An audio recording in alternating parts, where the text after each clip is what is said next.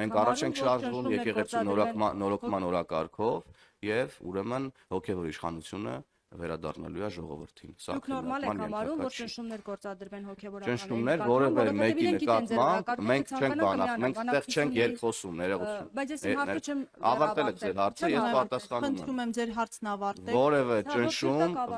ճնշում հոգեվորականների նկատմամբ չկա եւ չի կարող լինել։ Իսկ արդեն ունեք կաթողիկոսի ձեր պատասխանեմ, հետո կարձագանքեք։ Իսկ օրինակ դուք համարում եք, երբ որ էլի նույնպես բարձրաստիճան հոգեվորականներ իրենց տեսակետը արտահայտում են առանց որևէ վիրավորանքի եւ այլն տեղի ունեցող process-ների նկատմամբ, որոնք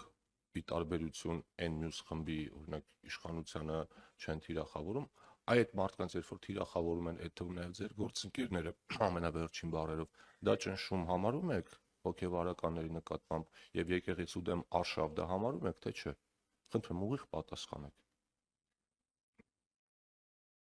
Ես ձեր գործընկերների համար չեմ ասում, դուք արդեն դուք ձեր վերաբերմունքը ասեք, դուք որպես լրագրող։ Ես չեմ թիրախավորում։ Բա մեզ ինչ եք սիպում, մենք ուրիշների ասածները մեկնաբանենք, եթե տեսա։ Դուք տեղեկությունները պետք է մեկնաբանեք եւ տեղեկությունների ու տեղեկատվական բյուրո չենք։ Մեզ հարցրեք ազգային ժողովի օրակարգից, ասում եմ, պատասխանենք։ Հարցրեք, ասեք կիբերանվտանգության մասին օրենքը մարդկանց կյանքում ի՞նչ է փոխելու, որ վաղը մյուս օր մարդկանց տվյալների հետ ինչ-որ խնդիր լինի կամ չլինի, կամ նաև քաղաքական հարցեր, այդ նշանակում է